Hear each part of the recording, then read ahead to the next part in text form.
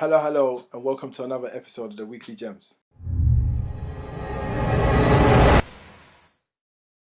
So it's the year 2020, and obviously everyone's got New Year's resolutions and all the thing. People are going gym. Like these days, when you go gym is all full up and everything.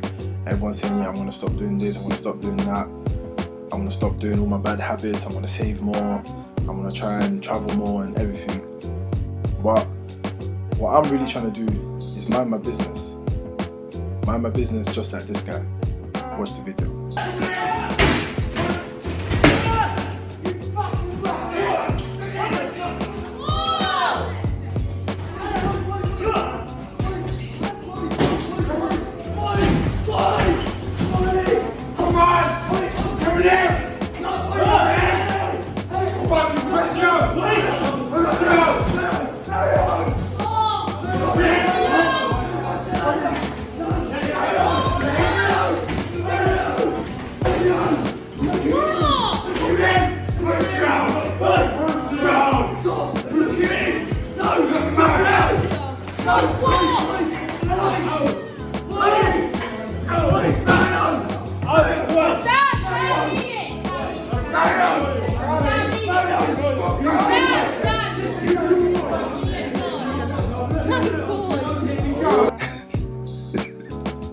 I saw that video.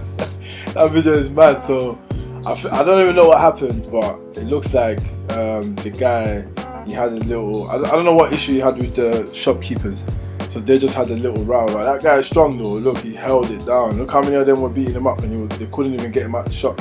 Like, it was mad. Like, look at the way they were just fighting. But what was so significant about that video is that the way they were all fighting and all the commotion was happening, everyone shouted and everything. If you see the way that guy there, you see that guy on the table. Let me show you again. Yes, you see that guy on the table there.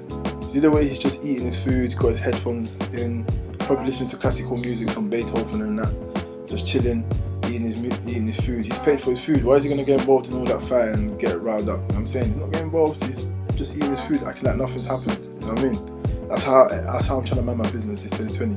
Trust me. But look at that fight again though. Just look at the way that fight and that fight was a bit crazy though. Like the way that guy just barged into the shop and then they just started beating him up. I don't know what happened. He started shouting. They were all beating him up, trying to stop it. But he must have been angry. He must have been on some coke or something, because they were just beating the hell out of him. Like, yo, they beat the hell out of him.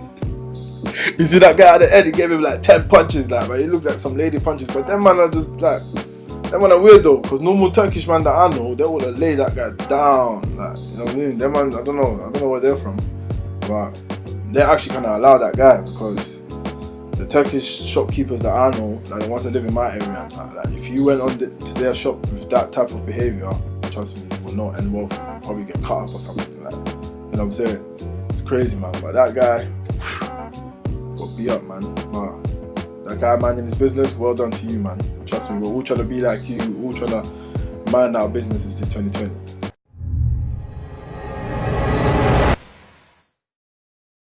So this next video is another restaurant fight, but this one is a bit weird because like I don't know if this is real or fake, but just watch the video, just have a look at it.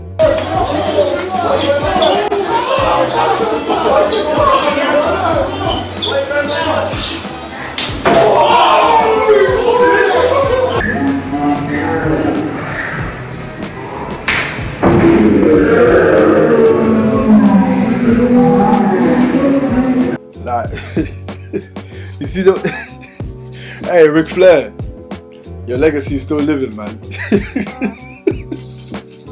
You see the way he just slapped his chest, like his shirt's already ripped open. I don't know how his shirt got ripped open. I don't even know why they're fighting in the first place. Like, these are all grown men, like big men with kids, and like, look at the way they're fighting. He's bare excited. Look at the way he slapped his chest, just like, you know, the way Ric Flair used to do it back in the day. He's literally slapped his chest, kissed his hand, and walked off. But all this fighting, I don't know why big men, like these days, I don't understand. It's 2020, like why are big men still fighting like that? I bet you any money, it's not over anything significant. It's not over anything mad. It's not over anything outrageous. It's probably just like they just probably had a little argument over a seat or something, and they're just causing that commotion, fighting like that. Like, I don't understand. Like, why can't you all just get along? Like, why can't you just talk it out or find a solution to whatever the matter is? Why does it always have to resort to violence? Why does it always have to be violence? Like, it don't make any sense. I'm saying that, you know, big men fighting like that. Look at you, it's just an embarrassment. Now you've gone viral, slapping somebody's chest. You think you're Ric Flair. Now you've gone viral, and now like, it's just an embarrassment. Like, it's crazy, man. Like, really, truly, you lot gotta sort yourselves out, man. It's just embarrassing, man. It's just embarrassing, man.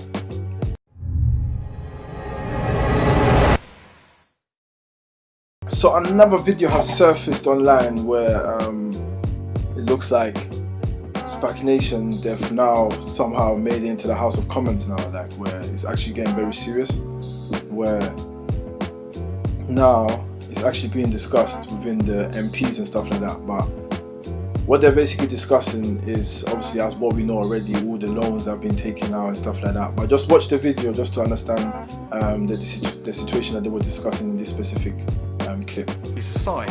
In at least one case, an application was made in a young person's name without their knowledge or awareness that it had been done. Would the Honourable Member give way? On Spac Nation and the financial implications of some of their dealings, my honourable friend will be aware of the case of the late Mrs. Osinlaru, who seems to have obtained a loan for £150,000, a secured loan on her house. She tragically passed away, leaving her 2 young adult daughters and 13-year-old son in the house, unaware that there was this control of the house, which was later repossessed and a bailiff's warrant secured, only stopped because of the presence of the young 13-year-old son. That family risked losing their home and becoming homeless for a loan they didn't know about, and their mum has passed away. I have written to the church. They have admitted that they were involved in securing or helping secure that loan. Does that give my friend further concern? So, man, Spac Nation, man. I'm saying, like, first, like, obviously, like I've probably already said, like, they're not doing anything wrong. In my eyes, they're not doing anything wrong, because obviously they're not putting a gun to anyone's head saying that, oh yeah, take a loan and give it to me. They're saying to you, if you want to give money, if you give money to God, and then God will bless you, and you decide to go and take a loan out to give money to God for God to bless you, that is your problem. That has nothing to do with the pastor or anything like that. Like, he didn't force you to do that. But this is where I have a problem with it now, like, because now it's getting to where, like, I feel like, first I thought it was only young people that they're doing this to, but they're actually doing this to old, vulnerable women as well, like, where they're getting there. This woman has basically took a £150,000 loan and put her house as a collateral so that she can get that loan, and now she's giving that money to the church, and then obviously she now somehow passed away. I don't know how she passed away. To be honest, I probably feel like she probably passed away from all the stress, from thinking how I'm going to pay this money back, how I'm going to do all these things. All the stress probably made her it was just too much, and she probably passed away from that, yeah. And now she passed away, and now her kids didn't even know that she took that type of loan. So now bailiff and all of that is turning up on the door and that, trying to get the money and that, seizing the house. And the only reason why they stopped is because that there was a 13-year-old child in the house as well, so obviously they can't put a 13-year-old out of the house and make them homeless. So basically that family is homeless. So Pastor Toby, what are you doing about that? Now she's saying that the church, she's written a letter to the church and the church admitted. Like, what have you done about it? That's crazy. Like, you made the whole family homeless. Like, that's all mad. Like, that church right now, like I already said, there needs to be a special task force that specialized for these churches and started to investigate all of them one by one, because this is just nuts. This is just the ones that's been reported. Imagine the other ones that haven't really been reported that are going through similar. Nah, Spac Nation, you all need to stop, man. This is, first it was funny and all laughs and everything, but this is just, and the thing is, yeah, people think after Spac Nation gets shut down here, it's over. It's not, because he's already planned his exit. He's going to Nigeria, and in Nigeria it will be even easier to get people to do stuff, because over there they're gonna think, rah, this is London people coming to England. I mean, sorry, this is London people coming to Nigeria, like they're bringing their church. We need to definitely be a part of this. They've got lubes. Imagine flexing lubes and all of that to all of them Nigerians over there, cars. And all the money they've made here, if they convert it into their money, you already know that's a madness.